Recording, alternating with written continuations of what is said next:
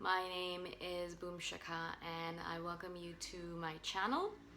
I'm so grateful that you're listening, subscribing, commenting. I do appreciate the support. And in this one, I wanted to expand on a video or audio I've done in the past about Ayurvedic meal times and kind of share some of the things that Ayurveda says about meals in general and consumption of meals in general. There's not rules necessarily, but general guidelines that Ayurveda has for eating.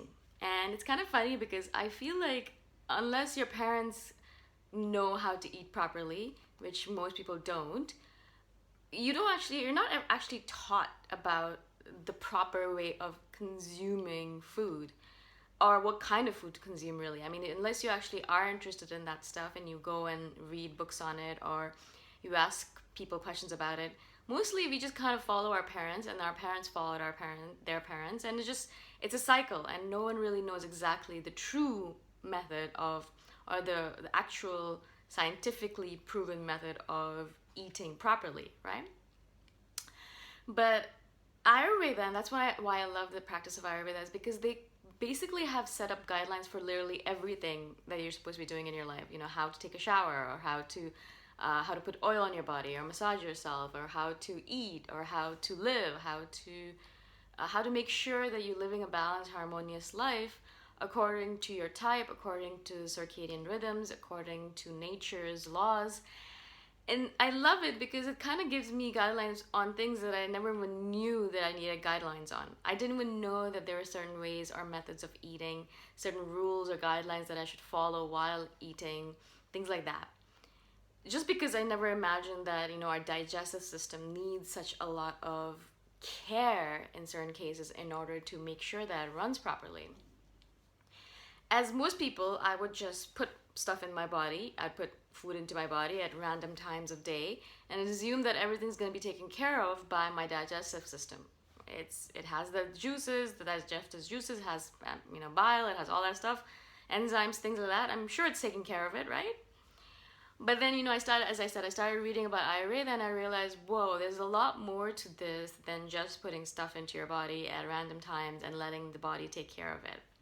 Not only because it puts a lot of strain on your liver to constantly be dealing with food and constantly be dealing with meals that it has to process and other things, but also it's better if you kind of go along with your circadian rhythm and along with your body system rather than going against it. So I'll just share a few things that I thought were fascinating and that I've kind of included into my schedule now with regards to Ayurvedic meal guidelines. Now, the basic one that they say, which is very obvious, I think most people know this, is not to stand while you're eating. It's interesting because when I went to Japan, I was reading up on cultural guidelines, and in Japanese culture, it's rude to stand and eat. It's rude to walk and eat. Whereas in American culture, it's pretty common. You go to a festival or a fair and you grab food and you eat while you're roaming around. In Japan, it was considered rude, so even if you get a little bit of food or you're getting some fast food, you sit down and you eat it. There's seats everywhere in 7-Elevens and fast food places to sit down and have your meal whilst sitting rather than walking around and standing. And I never understood what was the purpose of it, but now I realize I think it has to do with the fact that your body is easily able to produce digestive juices when you're sitting. It's much easier for your body rather than when you're standing. Very simple rule, very easy to follow. Just sit down while you're eating. Even if it's a small thing, maybe you're just munching on nuts or you're having a little bit of fruit, just sit down. It takes 2 seconds to do it, right? Another thing that Ayurveda always says is not to combine certain foods together. Now, this is actually something that I've heard before, and I know you're not supposed to combine certain like fish or milk together or fish and dairy, things like that. But particularly it says not to combine raw foods with cooked foods. There's completely different enzymes and digestive juices that are used in order to digest raw foods versus cooked foods. Therefore, if you're putting them in together, for example, if you're having a salad along with steak, then your body's not going to be able to digest it properly, and then the raw food is probably just going to sit there in your belly fermenting and not being digested properly, giving you indigestion. And so no raw foods or cooked foods together. Either you eat your salad at the beginning of the meal or you don't eat it at all. Like, don't eat it after the meal, of course, because again, it'll just sit in your belly. Also, not to combine fruits and other foods, because again, fruits don't actually require digestive juices, and also fruits digest very quickly, maybe 20 to 40 minutes at most. And so if you want to eat fruit, they recommend that you eat it on an empty stomach. You don't eat it along with other meals, because again, it's just going to sit there, it's going to ferment, it's going to rot, it's not going to be able to digest it properly, and therefore, it's not good for your digestive system in general.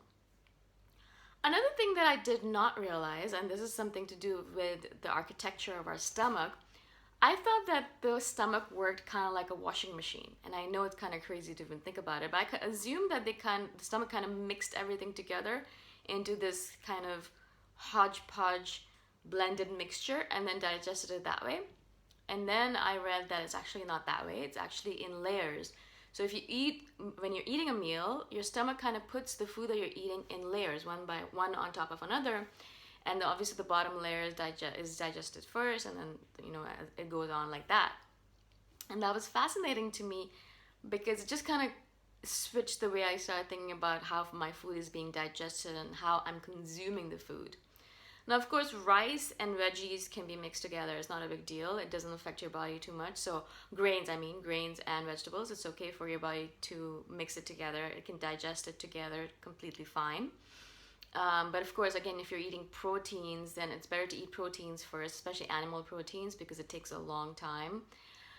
Basically, in general, though, they do recommend, Ayurveda does recommend to reduce your intake of animal protein as much as possible, because your body it takes a lot for your body to digest it. It's just a very strenuous process, very draining process for your liver and for your digestive system, which means that instead of your liver taking care of cleaning out your blood or building up your immune system or producing proteins or vitamin D or whatever it might be, instead of doing all those things that your liver needs to do in order to take care of your body, it's spending all of its time digesting this meat that's sitting in your digestive system, which means that you're obviously more prone to diseases or your immune system failing and all this stuff, because of the fact that your liver just doesn't have enough time to do everything that it needs to do, right?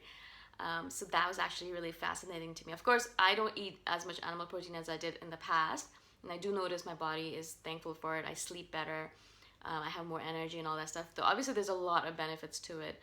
But in general, I didn't realize why I was doing it. I was doing it for environmental reasons, and now I realize more so it's for my selfish reasons. It's so that my liver doesn't have to work so hard, especially when there's a lot of toxic stuff in my body and in the environment in general that it needs to clear out. There's a lot of work that my liver and my digestive system is already doing without me adding more pressure on it by adding animal proteins and other things to the mix. So that's another thing for sure that is very important for us to remember. The one last thing that I want to say that really surprised me actually, because I'm a big water drinker and I love to drink water. I always carry a bottle around with me. You guys have seen it. And I'm always drinking water no matter what it is. So I'll be drinking water before my meal, during my meal, after my meal. And Ayurveda tells you or says that if you drink water before, during, or after your meal, except at certain times, then what it does actually is it dilutes your digestive juices, which means that your body's not able to digest your food properly or as well as it would be otherwise, right? And so in general, they say do not drink water. So drink water half an hour before your meal. So if you know you're going to eat at whatever time, noon, then have your last sip of water at 11:30. Well, have a glass of water at 11:30. And then 2 hours after, 2 to 2.5 hours after your meal, you can have your first glass of water. Because your body, again, it's dealing with all these digestive juices, all this acidic juice. And if you're drinking water, it kind of neutralizes all of it. And that means that your body has a harder time digesting food. Again, that was like a revelation to me. I had no idea. And as I said, I drink a lot of water, especially while I'm eating food. I assume that it's a good thing for me and, I'm filling myself up, etc. But again, it's not helpful for my digestion. Another thing that I've noticed that Thai people do a lot, Chinese people do a lot, is they drink a lot of hot water while they're eating their meal. And Ayurveda says that that's actually a good idea because it helps you digest your food better. And so hot water, I mean like a warmish hot water, not cold water. Cold drinks in general are prohibited by Ayurveda, are not liked by Ayurvedic practices because as soon as you have cold water, again, it dilutes all those juices and then it takes a lot of effort for your body to warm that water up. So you're drinking like ice water and your body just basically gets a shock because of it, because your body is at a normal temperature, which is 37.5, whatever it might be. And this water, it might be at 0 degrees Celsius or something, and it takes a long time and a lot of effort for your body to warm that water up to its body temperature. And also it takes a lot of time for your body to warm itself up as well. And it's also a big shock to your stomach cells to get all that infusion of ice water. So in general, I've stopped drinking a lot of ice drinks. I used to drink a lot of ice drinks, especially because it's hot here in Thailand, obviously. And so ice drinks, ice like smoothies and all that stuff really helps cool you down. But again, as I said, it takes a lot of effort for your body to use that water and then to warm it up again to your body temperature and then use it.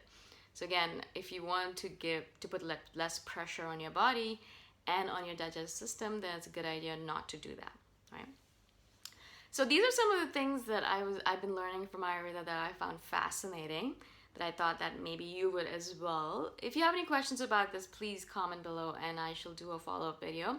Again, I'm not an expert on this stuff. I'm just reading up on it and I'm loving it. And so as I love this stuff, I want to share it with everyone that I know. Again, if you enjoyed this stuff, I'm so grateful that you are listening. I really do appreciate the support.